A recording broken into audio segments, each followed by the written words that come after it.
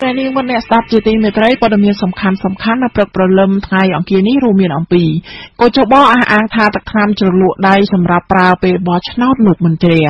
รัฐปิบาลมันเฟอปิธีรำลึกคุมนกบาเชียดในชามนี้ขณะปาสังครูเชียดในเจริญอนุโปรตีนมาดองเทียดในสัปดาห์นี้รวมจิ้มวยนังดำนังสำคัญมวยจำนวนเตียดได้นังจุ่มเรียบตัวลงในนี้สตาร์ทเชียบันต่อในประเทศไทยอังกฤษได้ยังชมเมียนสเดริกาหนังบัตรวิธีสำคัญปีติดตีมวยทำไมสเดอัมปีในดักนอมยุนในประเทศเวียดนามในชนามวยปอนปรำบน164นังชนามวยปอนปรำบน163ปีครอบบันประกาศในจุดตัวมกสหกรมอันตรจิตตัวสกอลบรณพิษตัดใบขมายคือกัมพูชีตัวเมียนตีดำบอนซอยจมวยนั่งประเทศจิตข่างแต่เนี่ยกรรมธิการพรมด้านกัมพูชีประจำประเทศบารังจูนปอดเมียนสำคัญอัมปีเรื่องนี้ตีประดับอัมปีการได้ลูกฟอมแรงสีพญาซาจูนโปฮุนแซนไปชื่อเด็กเป็นในประเทศสังหบริการไปเป็นทำไมกันเราบอกนี้ตาประดาวพอจำในนังขาดเอาไปคลาจุนโปลูกฟอมแรงสีนังเนะปะสังกฤษชิดจำลายปุษดาวิเพรมลึกจูนดาวเนี่ยตามด้านปัญหาสังคมในกัมพูชีปีรูปดำไปจริตบายังชมสมัยเจนลูกเนี่ยเนี้ยตามด้านสดับกรรมธิการในวิทยุ CMN ในปรึกประเล่มทางอังกฤษจะตามหลุมดับดาวเมตรัย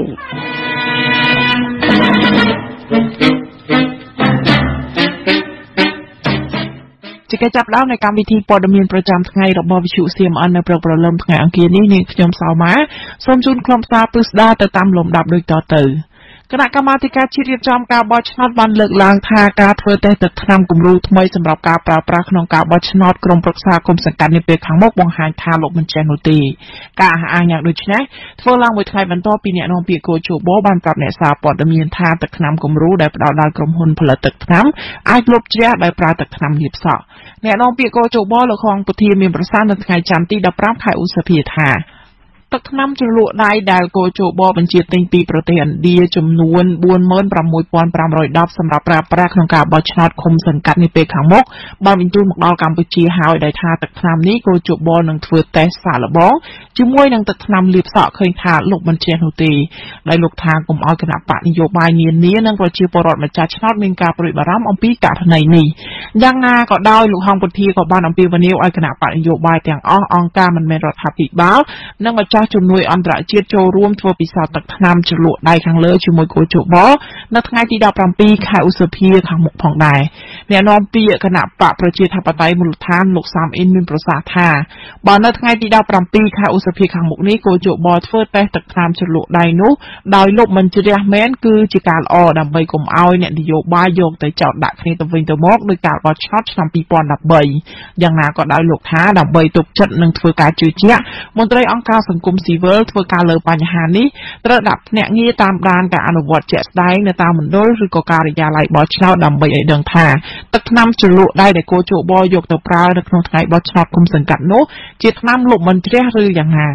ก้าวปีไทยสัปดาห์มนหลกของปทีเนี่ยน้องปีโกโจบอบามีประสาทาโกโจบอบานติงตักน้ำสำหรับปลาปลาในขนมกาบอชนอตปีกรมพลอันเดียในขนมตกตะประมาณ$7.3บาตูเบย์จีการทัวเตะบังหางท่าวีไอลบเชียไรปลาตะครามอดสะกระดอยโลกบานไทยท่าโกจูบอลในใต้สำหรับดันต่อติงตะครามนี้ปีโปรเนอร์ซาลเปคลายหน้ามนกาบอชนอตในไทยติบุญใครมีโทนาบนใต้ในดำสัปดาห์นี้โลกห้องปทีอ่างท่าตะครามนี้หลบมันเชียทุตีโดเมคมกันเจเกดำใบกาเปียเปรเชอร์นังใดเกโดนตาขมาย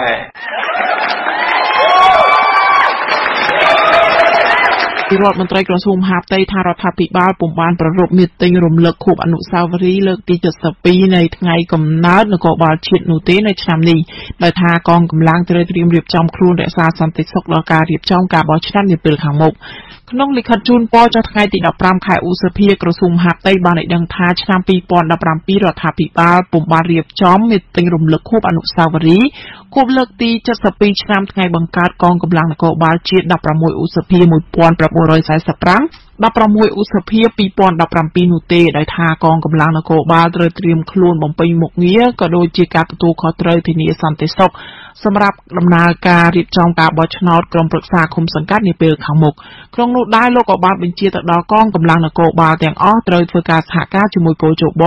ដើម្បីរក្សាសន្តិភាពដោយធ្វើយ៉ាងណាធានាការបោះឆ្នោតអាចប្រព្រឹត្តទៅដោយសេរីត្រឹមត្រូវនិងយុត្តិធម៌និងគ្មានការគំរាមកំហែងនិងអំពើហិង្សាលិខិតសរសេរថាបើទោះបីឆ្នាំ2017នេះយើងពុំបានរៀបចំមីតិញរំលឹកខួបអនុស្សាវរីយ៍ដោយសពដង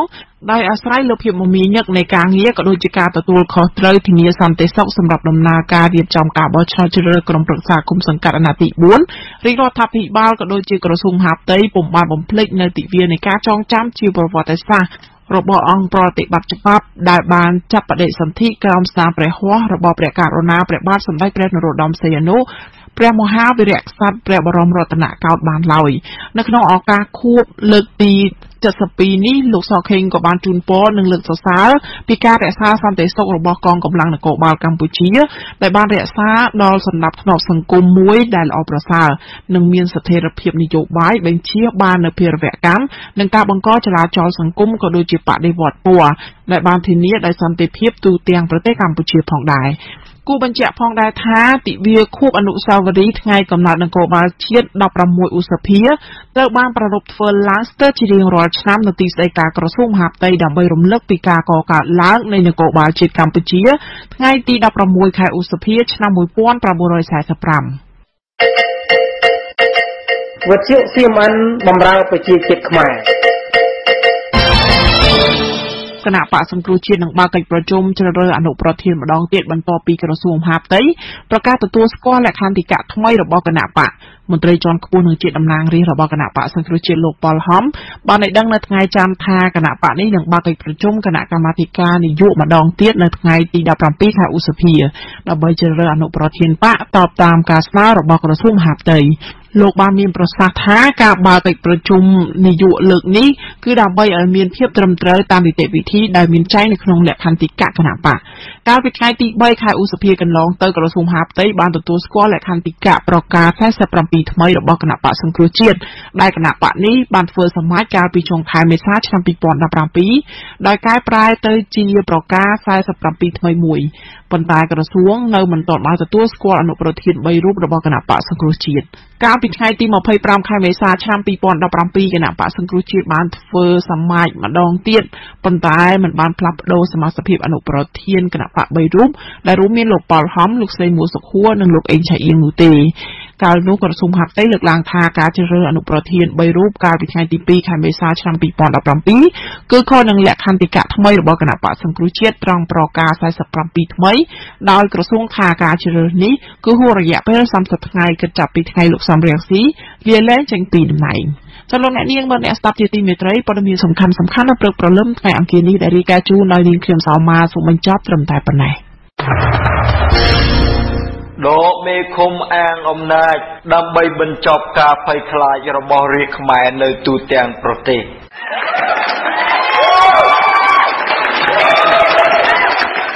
លោកអ្នកនាងមិត្តអ្នកស្ដាប់ជាទីមេត្រីថ្មីបើព័ត៌មានប្រចាំថ្ងៃនៃវិទ្យុ CMN ទៅបានបញ្ចប់អំបញ្ញមិញនេះក្តីក៏យើងខ្ញុំនៅមានសេចក្តីរាយការណ៍ពីទៀតសូមអញ្ជើញលោកអ្នកនាងតាមដានស្ដាប់បន្តទៅតាមលំដាប់ដោយមេត្រីដើម្បីកុំឲ្យសត្រូវលើទឹកដីនិងបំបត្តិពូជសាសន៍ខ្មែរបានតើតើខ្មែរទាំងក្នុងនិងក្រៅប្រទេសបន្តជួយគ្នាជាប់ជាប្រចាំដើម្បីប្រយោជន៍ជាតិជាធំប្រវត្តិសាស្ត្រខ្មែរនៃការបាត់បង់បូរណភាពទឹកដីទាំងដីគោកដែនទឹកនិងអាកាសត្រូវបានសាធារណជនខ្មែរមើលឃើញថាពុំត្រូវបានរដ្ឋាភិបាលដែលដឹកនាំជិត40ឆ្នាំដោយលោកហ៊ុនសែននិងគណបក្សប្រជាជនកម្ពុជាបានយកមកចែកចាយផ្សាយលម្អិតជូនសាធារណជនខ្មែរពិសេសដល់សិស្សានុសិស្សនិងនិស្សិតខ្មែរដែលជាទំពាំងស្នងប្រទេសជាតិឲ្យបានដឹងច្បាស់ជាប់ជាប្រចាំនោះទេផ្ទុយទៅវិញគេឃើញថាអ្នកណាដែលហ៊ានលើកយកបញ្ហាបាត់បង់ទឹកដីខ្មែរនេះមកនិយាយមកលាតត្រដាងជាសាធារណៈឲ្យតែទាក់ទិននឹងយួនវៀតណាមរំលោភយកគឺអ្នកនោះតែងតែរងការចោទប្រកាន់ខ្លះរងការចាប់ដាក់គុកមានជាអាចនាពេលចុងក្រោយនេះ អ្នកតំណាងរាស្ត្រខ្មែរមួយរូបគឺលោកអ៊ុំសំអាននៃគណៈបកសង្គ្រោះជាតិនិងសមាជិកព្រឹទ្ធសភាមួយរូបទៀតនៃគណៈបកសំរងស៊ីគឺលោកហុងសុខួរបច្ចុប្បន្ននៅតែបន្តរងការចាប់ឃុំបើទោះបីជាលោកទាំងពីរនៅមានអភ័យឯកសិទ្ធិជាសមាជិកព្រឹទ្ធសភានិងសភាក្តីប៉ុន្តែកិច្ចការពីបូរណភាពដែនដីនៃមាតុភូមិកំណើតរបស់ខ្លួនគឺជាកាតព្វកិច្ចរបស់ខ្មែរគ្រប់រូបមិនថាខ្មែរទាំងនៅក្នុងនិងក្រៅប្រទេសនោះទេអាស្រ័យហេតុនេះទើបក្រុមអ្នកបច្ចេកទេសឯករាជ្យផ្នែកកិច្ចការព្រំដែនដែលមានលោកសៀនពេញសាយជាប្រធានក្នុងនាមជាអង្គការសង្គមស៊ីវិលប្រចាំប្រទេសបារាំងបានរួមគ្នាប្រមូលឯកសារសំខាន់ៗយកមកចងក្រងទុកជាឯកសារប្រវត្តិសាស្ត្រខ្មែរពិសេសស្ដីអំពីបញ្ហាការដែលប្រទេសវៀតណាមនិងថៃ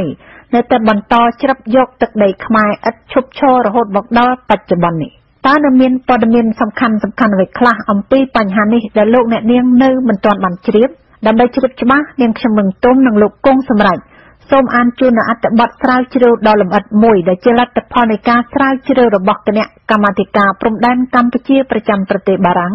ដែលលោកបានដាក់ចំណងជើងថាប្រទេសខ្មែរនិងព្រំប្រទល់ដីគោកនិងដែនសមុទ្រសេចក្តីផ្ដើមប្រទេសខ្មែរមានទំហំផ្ទៃក្រឡាដី 181,035 គីឡូម៉ែត្រទ្វេគុណនិងផ្ទៃក្រឡាទឹកសមុទ្រ 95,000 គីឡូម៉ែត្រទ្វេគុណឆ្នេរសមុទ្របើគិតតាមជ្រុងជ្រោយដោយបត់បែនមានប្រវែងទាំងអស់ 507 គីឡូម៉ែត្រប៉ុន្តែមានប្រវែងតែ 215 គីឡូម៉ែត្រប៉ុណ្ណោះបើគិតតាមបន្ទាត់ត្រង់ខាងជើងជាប់ពីព្រំប្រទល់ខ្មែរថៃខាងត្បូងរហូតទៅដល់ព្រំប្រទល់ប្រទេសវៀតណាមឆ្នេរសមុទ្រនេះតាមធម្មតាទៀបថ្មិញរណារឆេញរឆុញកោងលងចូលចេញជារៀងលោកខែនិងមានចង្កោមកោះនានាជាច្រើនសរុប64កោះដែលសម្រាប់ជារបាំងរលកធំឆកសមុទ្រកំពង់សោមទំហំ 3,345 គីឡូម៉ែត្រទ្វេគុណគឺជាតំបន់មួយដែលមានថ្មគ្រួសដីខ្សាច់និងដីល្បប់លាយគ្នាដូចជាកន្លែងសម្រាប់ប្រោះត្រីនិងជាជម្រកយ៉ាងប្រសើរដល់មច្ឆានិងសត្វសមុទ្រគ្រប់ប្រភេទទី1ផ្ទៃក្រឡាដីគឺជាកេរមរតកដែលប្រទេសអាណាព្យាបាលបារាំងបានទុកជាដំណើរឲ្យមកប្រទេសកម្ពុជាធ្លាប់បានរងគ្រោះខូចប្រយោជន៍យ៉ាងសន្ធឹកសន្ធាប់នៅពេលដែលមានការវាស់វែងដីព្រំប្រទល់ពីឆ្នាំ 1914 នៅលើផែនទីទំហំ1 លើ 100,000 ដែលប្រទេសអាណាព្យាបាលនេះធ្វើឡើងស្ទើរតែរំលោភបំពានទាំងស្រុងសម្រាប់ផ្ដល់ផលប្រយោជន៍ដល់អាណានិគមកូសាំងស៊ីនរបស់គេក្នុងផ្នែកដែនដីខ្លះមួយភាគធំដែលតម្រូវឲ្យមានលម្អិតធ្វើឲ្យបានច្បាស់លាស់ការវាស់វែងកម្រិតព្រំប្រទល់ដីធ្វើឡើងតាមការគូសផែនទីទំហំ1 លើ 80,000 និង 1 លើ 40,000 ត្រង់នេះហើយជាបូរណភាពទឹកដីបច្ចុប្បន្ននៃប្រទេសកម្ពុជាព្រំដែននេះត្រូវបានគណៈកម្មការត្រួតពិនិត្យដែលមានប្រទេសឥណ្ឌាប្រទេសកាណាដានិងប្រទេសប៉ូឡូញមានភារៈត្រួតពិនិត្យនៅក្រោយពេលដែលប្រទេសខ្មែរបានទទួលឯករាជ្យឆ្នាំ 1953 ជាពិសេសក្នុងពេលចម្បាំងនៅប្រទេសវៀតណាមនាឆ្នាំ 1960 1970 ដើម្បីកុំឲ្យមានការរំលោភលើបូរណភាពទឹកដីខ្មែរពីប្រទេសជិតខាងជាពិសេសការយកទឹកដីខ្មែរសម្រាប់ធ្វើជាមូលដ្ឋានសឹកដែលនៅពេលនោះមានការទម្លាក់គ្រាប់បែកពីទាហានអាមេរិកនិងការរំលោភយ៉ាងសន្ធឹកសន្ធាប់ពីសំណាក់កងទ័ពវៀតណាមទាំងសងខាងសន្ធិសញ្ញាបារាំងសៀមចុះថ្ងៃទី 23 មីនាឆ្នាំ 1907 បានកម្រិតទាំងព្រំប្រទល់ដីគោកទាំងទឹកសមុទ្រផងជាមួយប្រទេសសៀមសន្ធិសញ្ញានេះត្រូវបានសាលាក្តីតុលាការយុត្តិធម៌អន្តរជាតិនៅក្រុងឡាអេទុកជាបានការក្នុងរឿងក្តីព្រះវិហារឆ្នាំ 1960 បន្ទាត់ប្រេវីយេដែលជាឈ្មោះនៃអគ្គទេសាភិបាលនៅប្រទេសឥណ្ឌូចិនជាបន្ទាត់រដ្ឋបាលនិងប៉ូលីសជាមួយវៀតណាមដែលគេបានគូសចាប់ផ្ដើមឡើងពីចំណុចមួយនៅព្រំប្រទល់ដែនរួមដករាប់ណាគ្មានការសម្រុះសម្រួលបណ្ដោះអាសន្នផងនោះទេបន្ទាត់នេះទុកជាបានការបន្ថែមលើព្រះរាជក្រឹត្យពីមុននិងក្រឹត្យចុះថ្ងៃទី 1 ខែកក្កដាឆ្នាំ 1972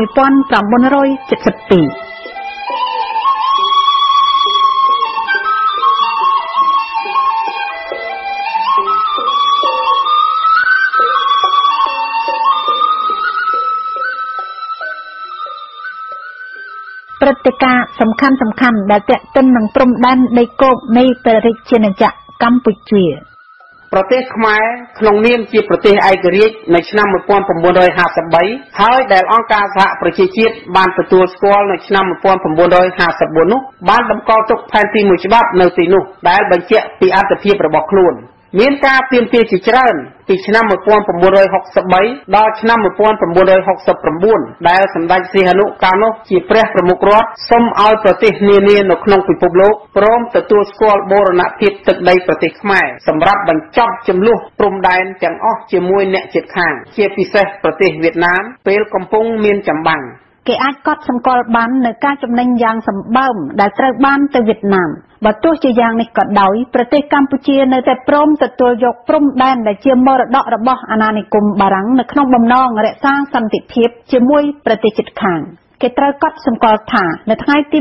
27 ខែមិថុនាឆ្នាំ 1964 និងថ្ងៃទី 8 ខែមិថុនាឆ្នាំ 1967 លោកផាំយ៉ាងដុងនៅមុខរដ្ឋសភាជាតិវៀតណាមផងនិងនៅមុខរដ្ឋាភិបាលវៀតណាមផងបានយល់ព្រមទទួលស្គាល់ព្រំប្រទល់ប្រទេសកម្ពុជាសប្តាហ៍ថ្ងៃនៅក្នុងចំណោមប្រទេសនានាដែលបានទទួលស្គាល់នោះគេអាចរាប់បានជាអាចប្រទេសបារាំងប្រទេសអង់គ្លេសប្រទេសជប៉ុននិងប្រទេសអូស្ត្រាលីជាដើមឡើយនាពេលបច្ចុប្បន្ននេះក្នុងឋានៈជាសមាជិកនៃសមាគមអាស៊ានប្រទេសដែលជាប់ទាក់ទងជាមួយរឿងនេះត្រូវតែពិនិត្យឲ្យបានច្បាស់លាស់នៅបង្គោលខណ្ឌសីមាទាំងអស់ហើយចាប់រៀបចំដាក់បង្គោលឡើងវិញសាជាថ្មីឲ្យបានត្រឹមត្រូវតាមកន្លែងដើមរបស់វាយ៉ាងហោចណាស់ក៏មានរាប់រយបង្គោលទៀតដែលត្រូវបោះបន្ថែមតាមការយល់ព្រមទាំងសងខាងដើម្បីឲ្យមានភាពត្រឹមត្រូវល្អប្រសើរចំពោះព្រំប្រទល់ដែនជាមួយគ្នានេះដែរបង្គោលចំនួន73រវាងប្រទេសកម្ពុជានិងប្រទេសថៃសម្រាប់ព្រំប្រទល់រួមដែលមានប្រវែង804គីឡូម៉ែត្រនោះក៏ឃើញថានៅមិនទាន់គ្រប់គ្រាន់នៅឡើយទេចំពោះប្រទេសលាវនិងប្រទេសវៀតណាមក៏ទំនងជាមានលក្ខណៈដូចគ្នាព្រំប្រទល់មែនទែនដែលអ្នកស្រុកជាម្ចាស់ដីបានបញ្ជាក់ប្រាប់នោះត្រូវតែបោះបង្គោលឲ្យបានច្រើនបន្ថែមទៀតកុំឲ្យឆ្ងាយពីគ្នាពេកការដាំបង្គោលនៅលើដីដោយធ្វើតាមមធ្យោបាយតិចនិចទំនើបជាមួយនឹងទីតាំង Satellite ប្រកាសជាបានលទ្ធផលល្អប្រសើរថវិកាចំណាយនៅលើកិច្ចការនេះក៏ប្រទេសខ្មែរអាចទ្រាំទ្របានដែរលើសពីផែនទីដែលគេបានប្រើប្រាស់សប្តាហ៍ថ្ងៃគឺនៅមានផែនទីចាំបាច់ឯទៀតដូចជាផែនទីអាមេរិកកាំងដែលក្រសួងផែនទីនៃកងទ័ពអាមេរិកកាំងបោះពុម្ពពីឆ្នាំ 1964 សម្រាប់ប្រទេសខ្មែរប្រទេសលាវប្រទេសវៀតណាមនិងប្រទេសថៃមួយផ្នែកដែលធ្វើតាមຂ្នាត1 លើ 5000 1 លើ 100,000 និង1 លើ 250,000 ហើយនឹងមានផែនទីថ្មីរបស់យើងដែលប្រទេសបានបោះពុម្ពឡើងកាលពីឆ្នាំ 1974 កម្រិតមាត្រដ្ឋាន1 លើ 200,000 ប្រទេសនេះបានប្រគល់ផែនទីទាំងនោះឲ្យមកលោករដ្ឋមន្ត្រីក្រសួងឧស្សាហកម្មកាលពីពេលនោះដែលតំណាងឲ្យប្រទេសកម្ពុជាយើង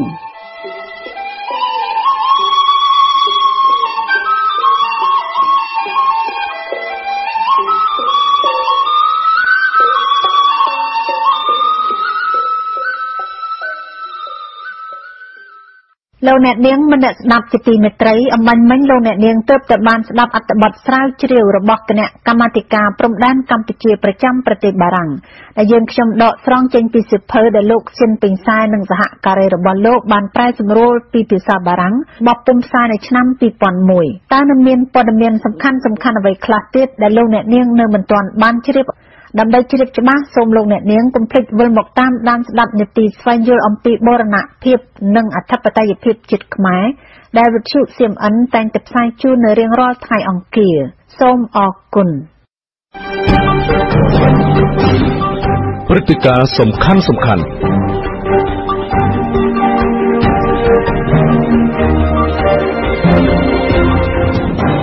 កាលពីថ្ងៃប្រហ័សទី 4 ខែឧសភាថ្មីកន្លងមកនេះហ៊ុនសែនបានប្រកាសតាមទំព័រ Facebook ជាផ្លូវការរបស់លោកថាដោយការនឿយហត់ខ្លាំងពេកលោកធ្លាក់ខ្លួនឈឺដែលចាំបាច់ត្រូវទៅពេទ្យជាបន្ទាន់ដើម្បីពិនិត្យនិងព្យាបាលតែលោកបានបញ្ជាក់ថាលោកត្រឡប់មកកម្ពុជាវិញនៅថ្ងៃទី 7 ខែឧសភាឆ្នាំ 2017 ដើម្បីបន្តការងារជាធម្មតាឡើងវិញតែមុនពេលដែលលោកហ៊ុនសែនចេញពីមន្ទីរពេទ្យគឺអតីតមេដឹកនាំនៃគណៈបកសង្គ្រោះជាតិលោកសំរងស៊ីដែលលោកហ៊ុនសែនប្តឹង រាប់មិនអស់បានទាមទារឲ្យតុលាការរឹបអូសទីស្នាក់ការកណ្ដាលនៃគណៈបកសង្គ្រោះជាតិនិងបានបញ្ជាឲ្យកងអាជ្ញាធរគ្រប់លំដាប់ថ្នាក់ទប់ស្កាត់មិនឲ្យលោកវិលចូលកម្ពុជាវិញក្តីក៏លោកសំរងស៊ីបានផ្ញើសារជូនពរហ៊ុនសែនតាមបណ្ដាញសង្គម Facebook ឲ្យនាយករដ្ឋមន្ត្រីខ្មែរម្នាក់នេះឲ្យបានឆាប់ជាសះស្បើយពីជំងឺមានសំណួរថាតើការដែលលោកសំរងស៊ីផ្ញើសារជូនពរហ៊ុនសែនពេលឈឺដេកពេទ្យនៅប្រទេសសង្ហបុរីកាលពីពេលថ្មីកន្លងមកនោះបានផ្ដល់ផលចំណេញនឹងខាតអ្វីខ្លះ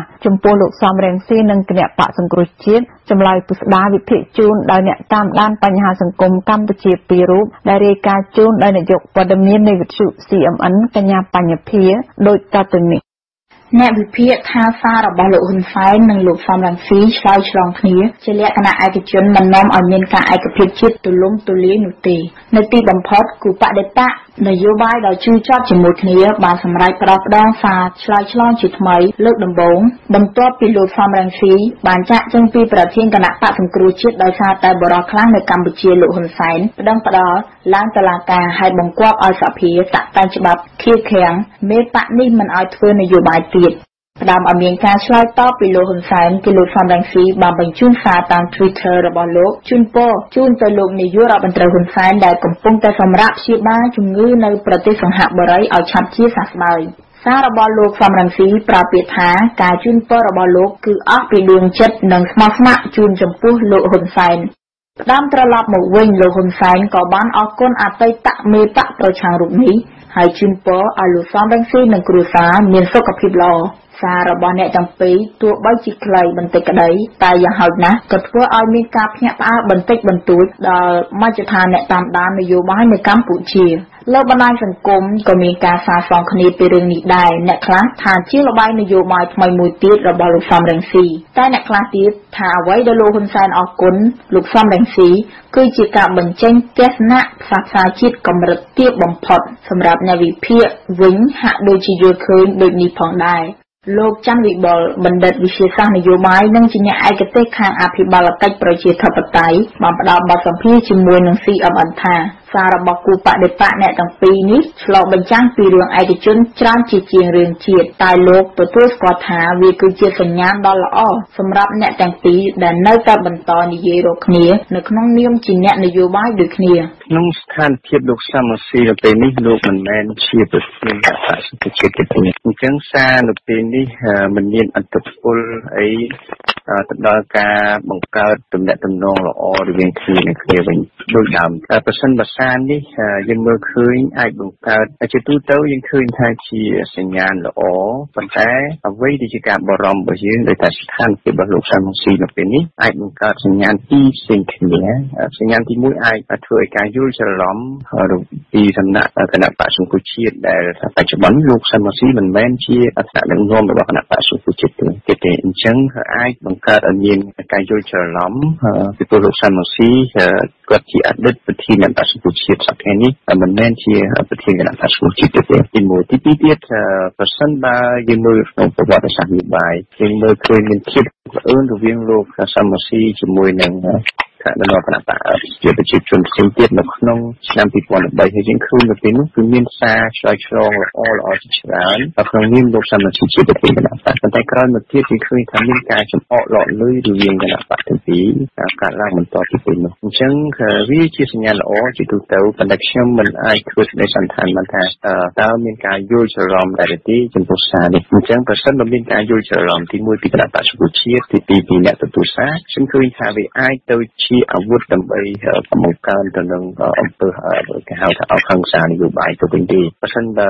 នៅក្នុងទស្សនវិជ្ជានៃការជូនពររបស់លោកខំចង្ខាអាចមានលក្ខណៈខុសពីលោកសំរងស៊ីនៅក្នុងស្ថានភាពរបស់សំរងស៊ីបច្ចុប្បន្នយ៉ាងណាក៏ដោយអ្នកវិភាគរូបនេះយល់ឃើញថាដើម្បីឲ្យមានការផ្សះផ្សាជាតិហើយលោកសំរងស៊ីអាចចូលប្រទេសវិញបានតើតែមានដំណោះស្រាយនយោបាយជាផ្លូវការម្ដងទៀតព្រោះពេលនេះលោកសំរងស៊ីក្នុងឋានៈជាបុគ្គលឯកជនមួយប៉ុណ្ណោះមិនមែនជាប្រធានគណៈបក្សសង្គ្រោះជាតិតទៅទៀតនោះទេ ជំនឿនៅក្នុងស្ថានភាពមុន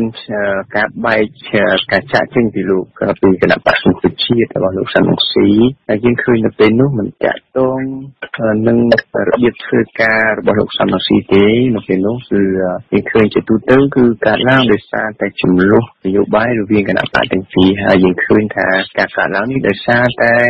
ការកើនឡើងនៃប្រជាប្រិយភាពរបស់គណៈបក្សសង្គ្រោះជាតិហើយអញ្ចឹងឯងគឺនាំឲ្យជំរុញឲ្យការបង្កើតនៅវិធានការផ្សេងៗឬក៏យុទ្ធសាស្ត្រផ្សេងៗដើម្បីរុញធ្វើម៉េចឲ្យលោកសំរងស៊ីឈានដល់ដំណាក់កាលចុងក្រោយអញ្ចឹងខ្ញុំយល់ថា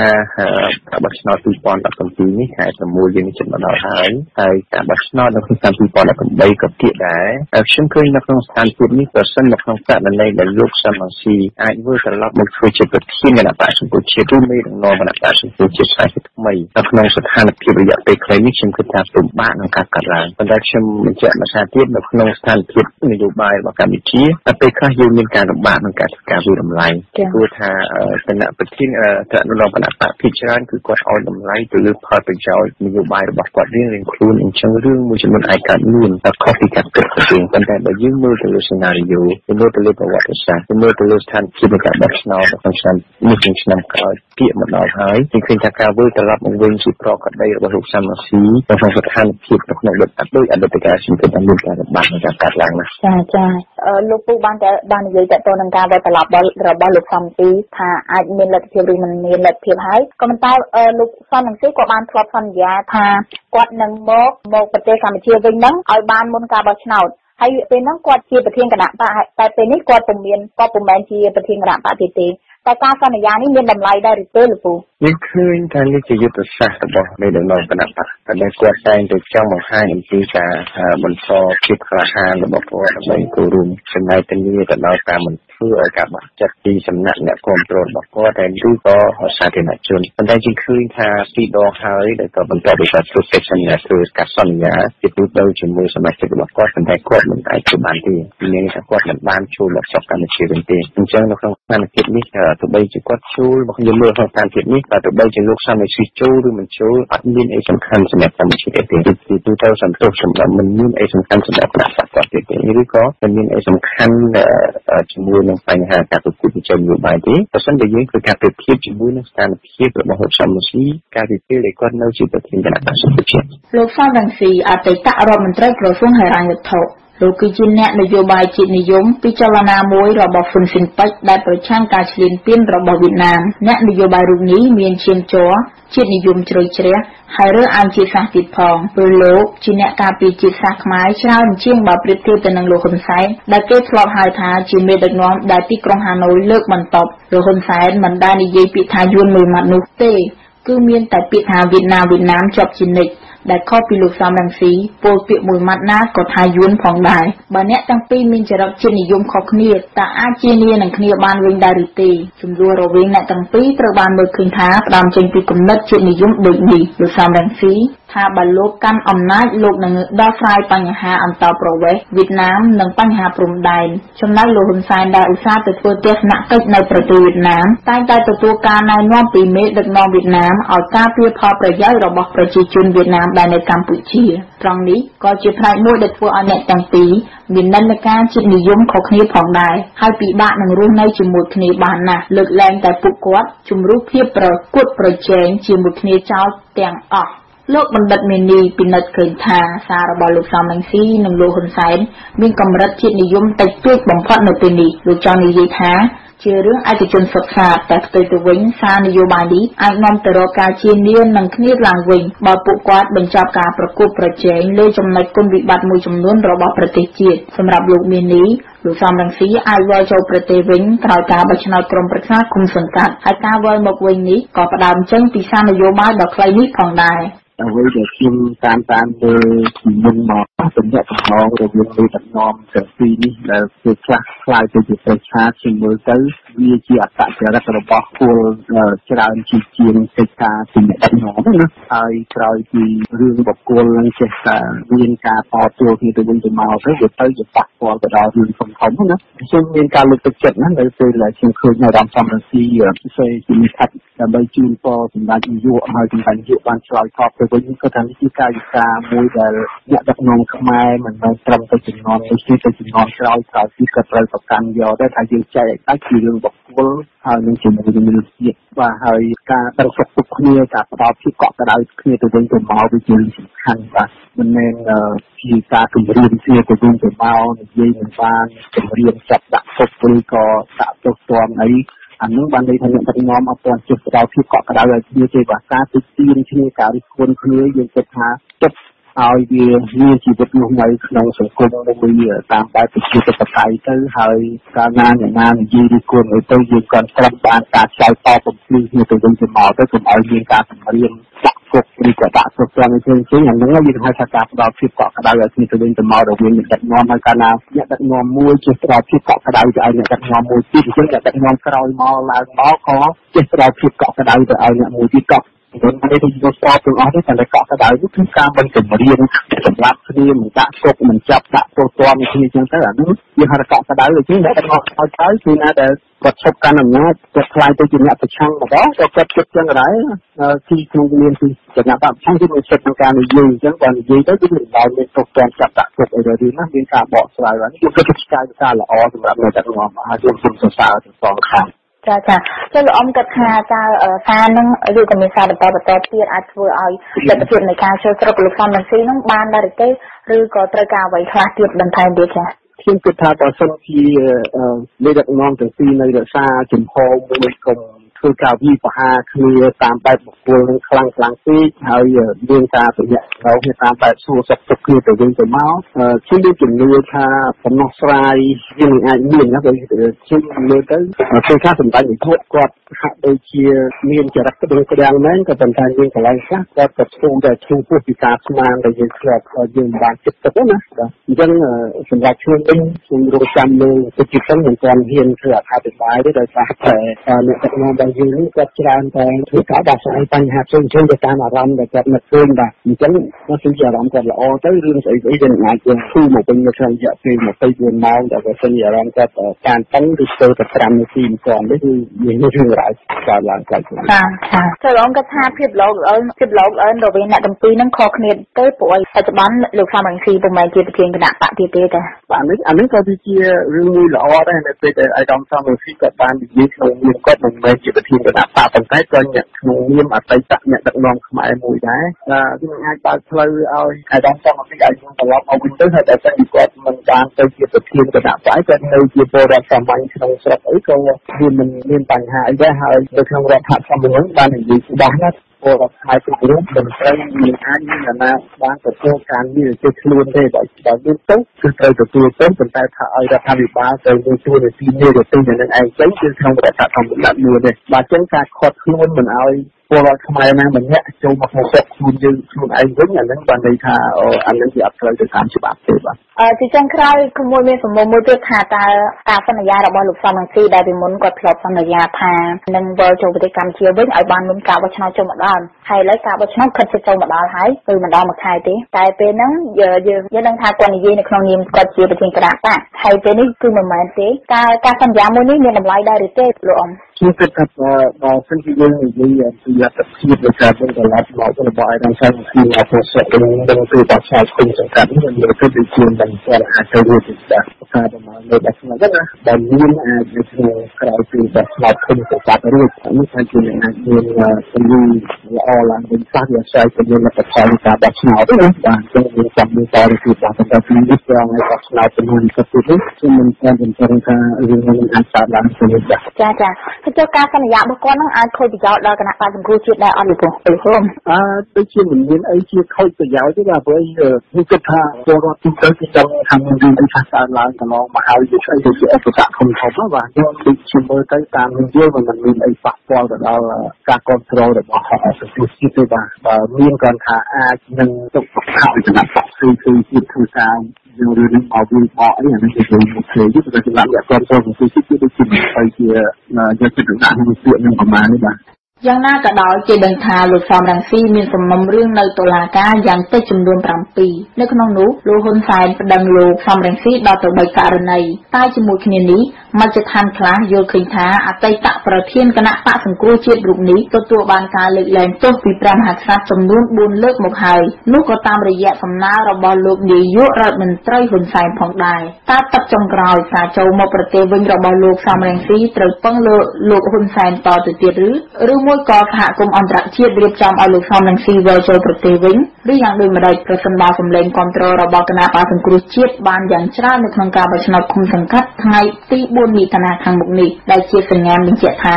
បកនយោបាយធំពីរនេះមានតុល្យភាពអំណាចថ្នាក់មូលដ្ឋានខ្លាំងដូចគ្នាហើយនោះនាងខ្ញុំបញ្ញភា វិទ្យុ CMN